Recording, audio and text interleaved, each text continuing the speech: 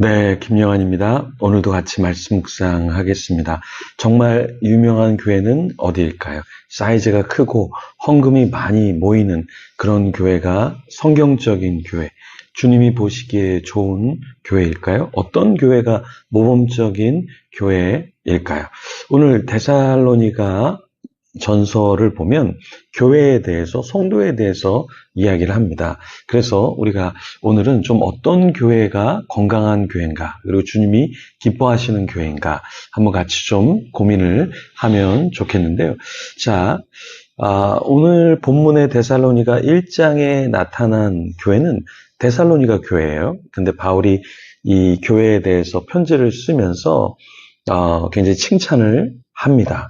어떤 칭찬하냐면 믿음, 소망, 사랑, 여기에 이런 요소가 많이 있다고 칭찬을 합니다. 그러니까 좋은 교회는 어떤 교회냐면 하나님이 기뻐하시는 교회는 믿음이 있고 소망이 있고 사랑이 있는 가장 기본적인 게 있는 게 교회죠. 그런데 요즘 교회를 보면 믿음이 없어요, 교회가. 또 소망도 없고 사랑도 없습니다. 그러니까 하나님이 기뻐하시는 교회가 되도록 우리도 노력을 해야겠죠. 그런데 사도 바울은 1절에 자신을 소개하면서 이 신라 디모데에 대해서 이야기를 또 합니다. 1절 말씀에 보면 이런 말씀이 있어요. 바울과 실로아노는 신라를 말하죠. 디모데는 하나님 아버지와 주 예수 그리스도 안에 있는 데살로니가인의 교회에 편지하노니 은혜와 평강이 너에게 있을지어다. 자, 여기 바울이 자신이 그냥 쓴다라고 하면 좋은데 그렇게 이야기하지 않고 자신의 이름뿐만 아니라 또 누구를 언급합니까? 네, 발신자가 바울, 실라, 디모데 3명을 언급해요. 참 바울 이 대사도를 보면 대단한 사람이에요. 그러니까 자기만 쓴다 이렇게 얘기해도 되는데 또 다른 사람 실라와 디모데까지 이름을 넣어서 서신서를 보내고 있단 말이에요. 이것은 바울이 얼마나 믿음의 사람인가, 소망의 사람인가, 사랑의 사람인가를 사실 반영한 것입니다. 네, 실라와 디모데는 그 당시 오늘날도 바울만큼 유명하거나 대단한 사도는 아니죠. 그런데 자기의 이름과 동급으로 그 사람들을 언급을 해주고 있다는 거예요. 이건 굉장히 성숙한 모습이다라는 것입니다. 바울은 로마의 시민권을 가진 사람이었어요. 그리고 유대인이었어요. 그리고 이방인을 위해서 복음 사역을 하는 자였습니다.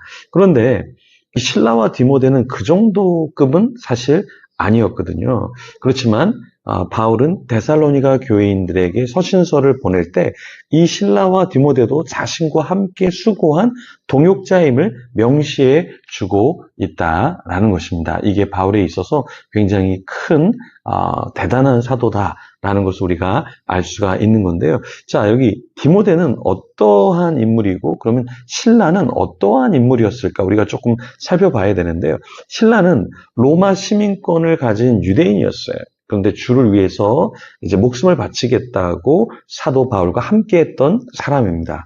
그래서 이 실라라고 하는 사람은 사실 로마 시민권을 가지고 이렇게 유대인으로서 주를 위해서 복음을 전파하면 어떤 부당함이 있을 수 있었는데 그것을 마다하지 않고 바울과 함께 전도 여행을 했다라는 거예요. 특별히 빌립보에서는 굉장히 혹독한 매를 맞고 감옥에 갇히게 됐죠. 그래도 끝까지 복음 사역을 감당했습니다. 그럼 디모데는 어떠한 사람일까요? 우리는 디모데에 대해서 참 많이 들었는데요. 바울이 1차 전도 여행 때 디모데를 이제 만나게 되고 루스드라에서 회심을 하게 되죠.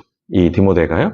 그런데 바울이 믿음 안에서 참 아들이라고 표현할 정도로 바울을 향한 사랑, 복음을 위한 헌신이 대단했던 사람이죠. 디모데는 바울이 2차 전도 여행 중에 루스드라를 다시 방문했을 때 복음 사역에 동참을 합니다. 바울과 실라가 폭도들에게 쫓기고 그래서 데살로니가를 떠났을 때에도 사실은 거기에 남아서 섬겼던 사람이 디모데였다라는 것입니다. 심지어 이 폭도들을 피한 바울이 이제 데살로니가에서 약 400km 정도 떨어진 아덴에 이르렀을 때 거기에 이제 디모데가 그 바울을 찾아서 달려가서 데살로니가 교회의 소식을 어려움을 또한 나누어 주기도 했죠. 그래서 바울은 이 실라와 디모데를 그냥 나몰라라 할 수 없었고 자신과 함께 동급의 사람으로 서신서에 이름을 넣었다라는 것입니다. 바울은 이제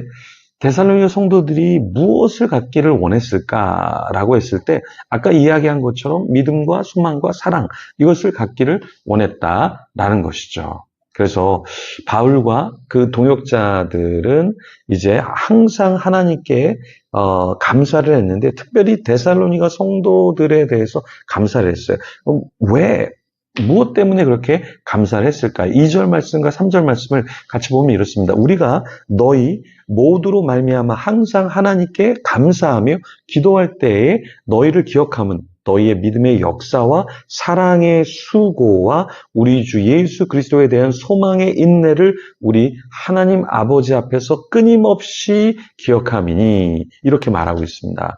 어떠한 특징을 데살로니가 교회가 갖고 있었는가? 믿음의 역사도 있었고 사랑의 수고도 있었고 하나님 아버지를 향해서 끊임없이 기억할 수밖에 없는 그 어떠한 크리스찬의 모습이 그 속에 있었다라는 것이죠. 자, 우리를 생각하는 사람이 우리를 딱 떠오를 때 어떤 것을 기억할까요? 어떤 믿음의 사람이라고 이야기를 할까요? 근데 이게 참 쉬운 게 아닙니다. 대부분 우리가 누군가를 생각하면 실망하는 부분, 또 연약한 부분, 잘 못하고 있는 부분, 조금 더 성장해야 되는 부분들을 많이 생각하잖아요.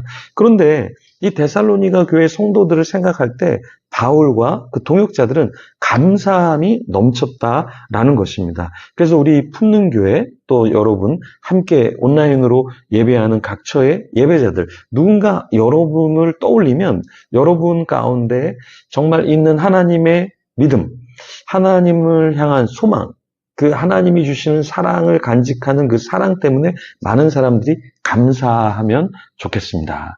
바울은 복음이 이제 데살로니가에 어떻게 펼쳐졌는가?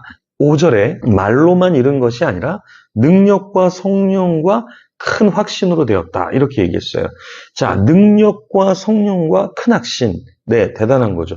능력이 있어요. 성령님이 함께해요. 그리고 큰 확신이 그 속에 있다. 이렇게 고백을 했습니다. 그러니까 우리 안에도 능력이 있고 성령님이 거하시고 큰 확신이 있다면 정말 대단하지 않을까요?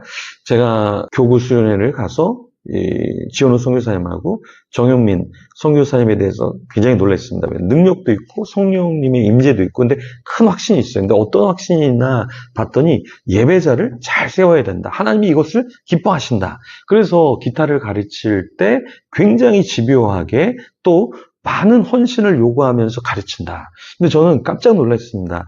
그냥 예배자로 그냥 뭐 하면 되는 거지. 근데 그런 게 아니라 어떤 확신을 가지고서 하나님의 임재, 성령님의 무엇인가를 나타내려면 많은 연습을 통해서 곡을 다 익히고 그리고 성도들을 앞에서 이렇게 이끄는 그런 영성이 있어야 된다. 이런 걸 이야기하는데 굉장히 많이 와닿았습니다.